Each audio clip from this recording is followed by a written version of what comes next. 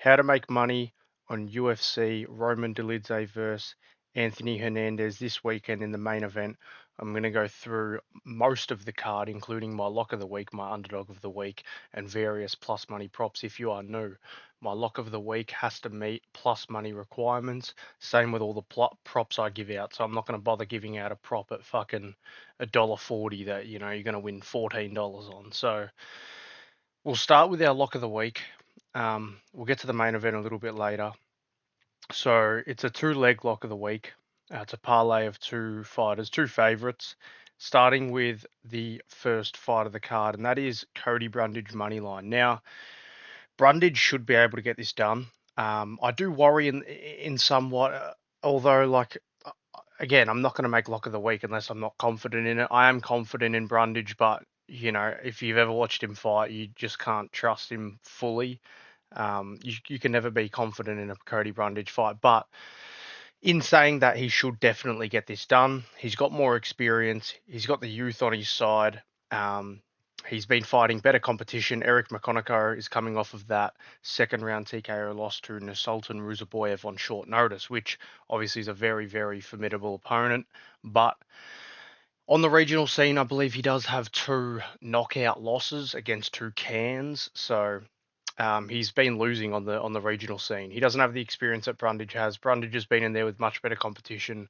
Obviously, his last fight with Mansour Abdul Malik, it actually, I believe, it just got overturned to a no contest. But before that, had that first round knockout against Julian Marquez. He's got a couple decent wins. He's got a knockout win over Trayshawn Gore. He's got a submission win over Lochambula. He's been in there with good guys, Adolfo Vieira, Bo Nickel. So yeah, I believe that this fight is at 205. This is the thing to keep in mind. This fight is at light heavyweight, so I believe that's going to favour Brundage. I believe he's the bigger guy out of the two. Now they are the same height, but I believe that Brundage has got more mass on him, and I feel like that's going to be an advantage in the wrestling if he does choose to grapple. Essentially, the reasoning for my pick here was, as you can see, based on McConaughey's first fight, he lands 0.90 significant strikes landed per minute, which is, not even one per minute. He's very hesitant. He looks timid out there, and Brundage isn't. He is when he's fighting high level competition, but against a guy like McConaughey, I feel like it's not going to be too much of a worry for Brundage. He definitely can get this done by knockout. But if I were to pick a method, it would be by a decision. I feel like he's the more well-versed fighter. Like I said, he's got what is that? Nearly double the experience.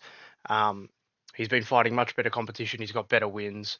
Brundage isn't getting knocked out in two fights on the regional scene to two tomato cans. So yeah, he can take this fight to the ground.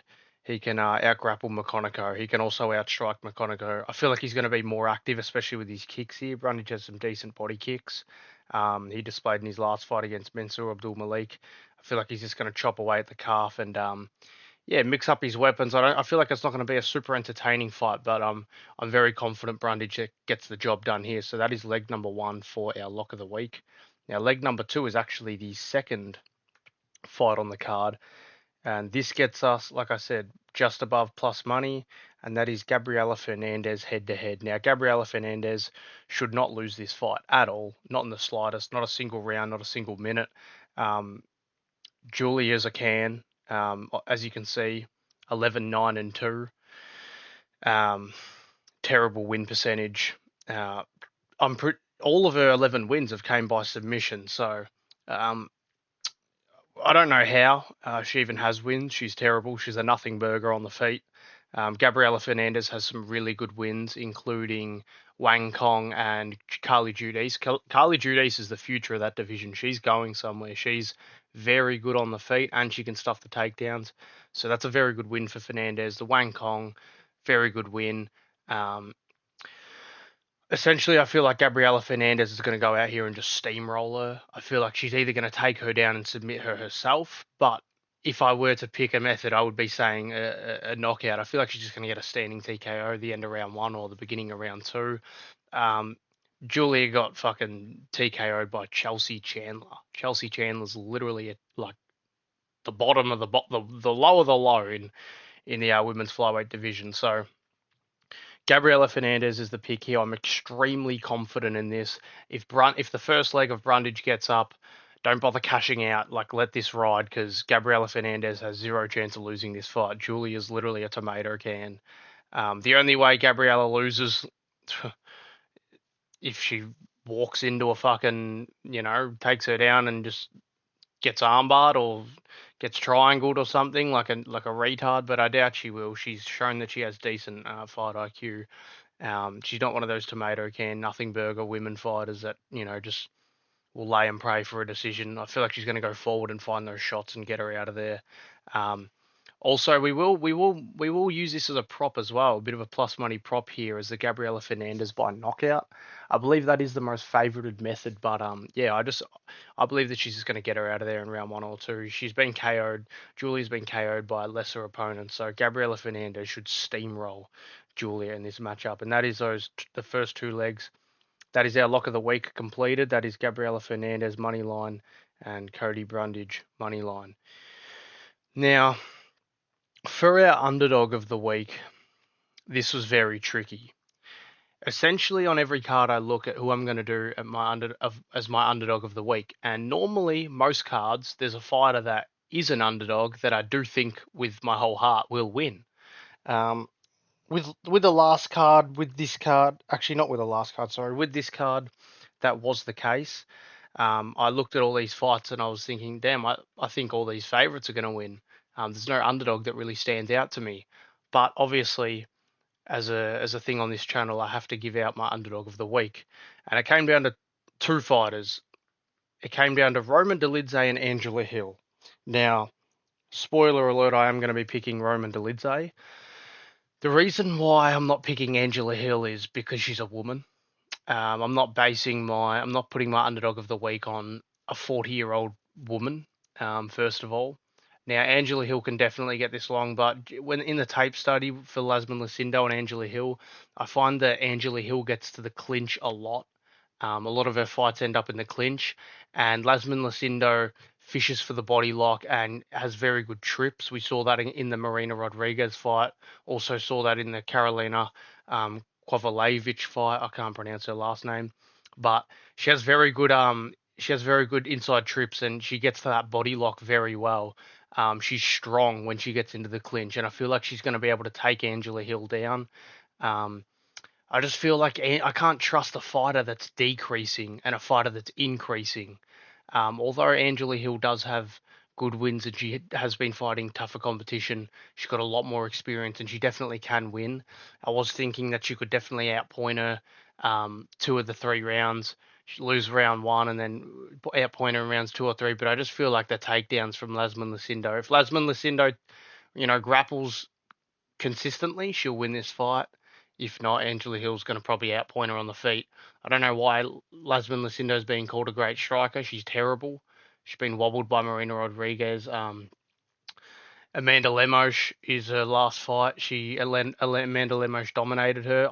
That was my underdog of the week. I hadn't started this channel at that point, but I slammed 2 full units on Amanda Lemos. I was in disbelief that she was the underdog in that fight, but cashed that.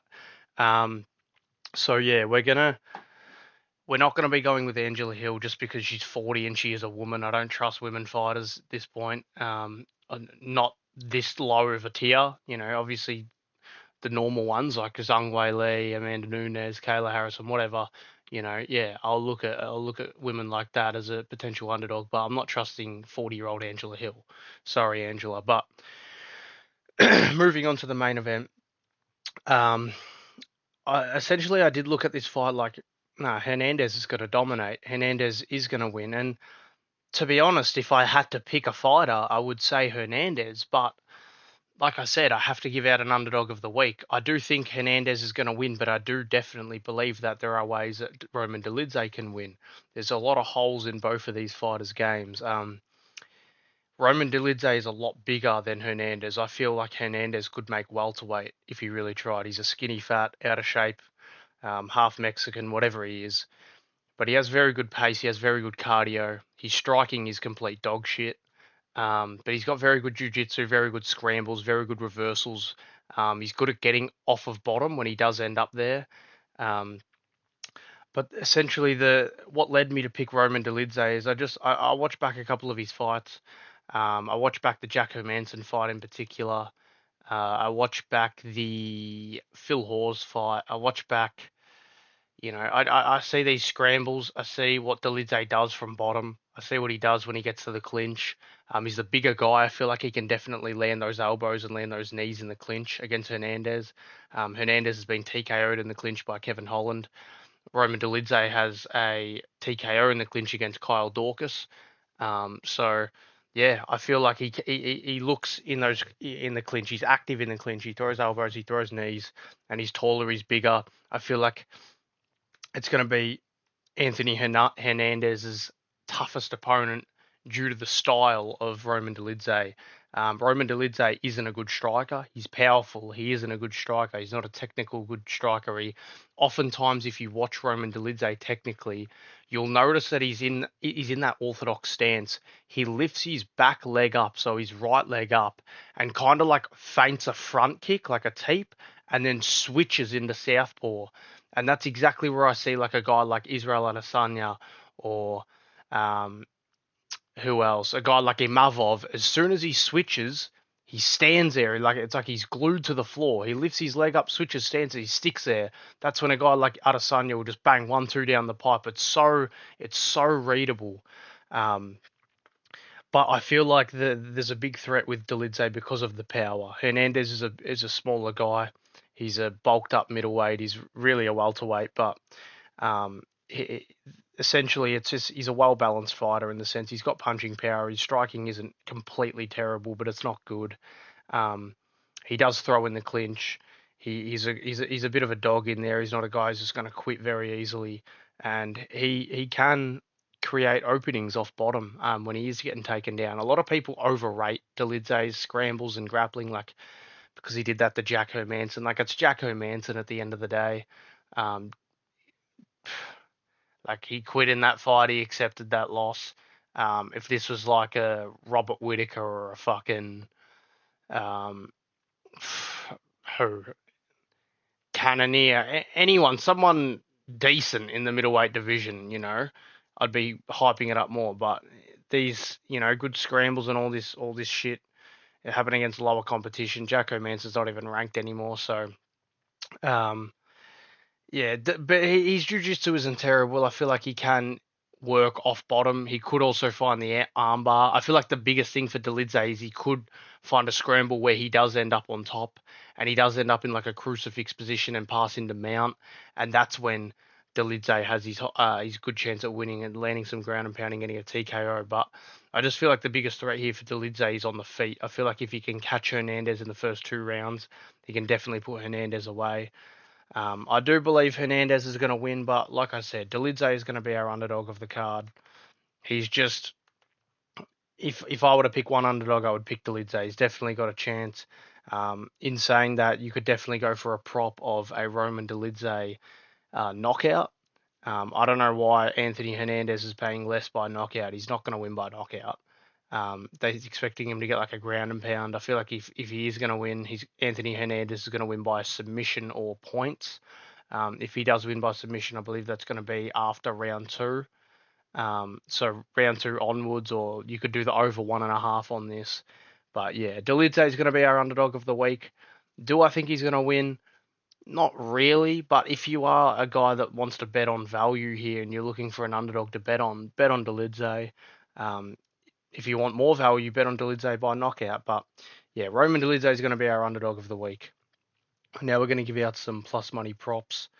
Our first one is Steve Erceg versus Osborne, and that is going to be Steve Erceg by knockout. Now he's actually most favoured to win by submission, which I was actually surprised in this. Osborne's been chinned by lesser competition various times. Tyson Nam chinned him. Manel Cup flying kneed him. He's been wobbled a lot. He's taken a lot of damage throughout the course of his career. But I can see why they think Urseg's going to win by submission. He's going to get the takedowns. He knows he's got a dangerous striker ahead of him. Um, but I just feel like O'Day Osborne's good enough to survive to round 2, round 3 in the grappling. And he's spent a lot of time there in his last couple of fights against Ronaldo Rodriguez. He was on bottom. He had his back taken. It's definitely something he's got the experience in. But I feel like he's going to get back to his feet. Round 2 is going to begin. Osborne's cardio isn't the greatest, and his defense after round 1 isn't the greatest either. I feel like it's going to be similar to the Match Schnell fight with Steve Ursig. He's just going to catch him in round 2 or round 3 with a big left hook or a nice right hand. Um, so yeah, definitely look out for that prop, Steve Ursig by KO. It's his least favoured outcome, which I don't understand why, because Osborne is a little bit chinny. He has been knocked out several times, and yeah, that is one of our props. Now, a prop that I do like a lot in this fight, on this card, that is Julius Walker to defeat Rafael Cercada by submission. Now, he's actually a large favourite in this fight, and he's a large favourite to win by knockout, which I don't understand. Um, he's not a good striker. Go back and watch that Menafield fight. He's not a good striker. I would actually argue Rafael Cercada has better speed. Um, is faster than Julius Walker. Julius Walker's like a come forward type of pressure guy. Thrives in the clinch. He throws knees. He throws elbows. He's active. He does essentially look for those trips and go for the takedowns. I feel like in this fight, Julius Walker's going to get the takedowns if he goes forward, maybe around the end of round 1 to somewhere in round 2.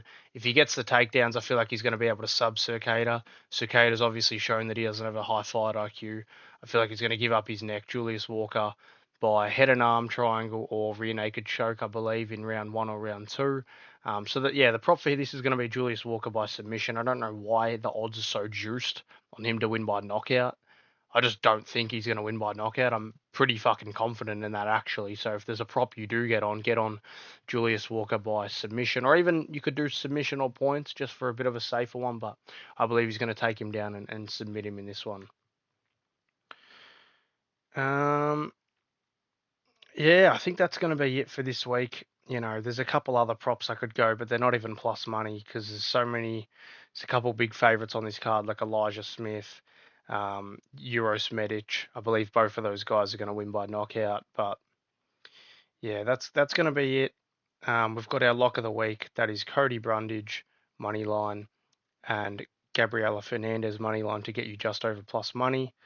Our underdog of the week is Roman Dolidze. And we have given out a couple of plus money props with Roman Dolidze by knockout. Also another prop, Anthony Hernandez to win by submission and fight to start round 2. So he can win in round 2, 3, 4, or 5, just not 1. So you could, if you like Hernandez in this one, you could do that. If you like Dolidze, if you want some juicier odds, you could go for him by knockout. Steve Urseg by KO. And Julius Walker by submission. So that's going to be it for this card. I don't really like this card. It's pretty shit. It's a bit of an embarrassment. It's another Apex card, but next week is UFC 319, sorry. And I thrive on pay-per-views more, and there's a lot of fights on that that I like. There's a lot of underdogs I like, so keep out for that. I'm going to be posting a video next week. So yeah, thank you for watching.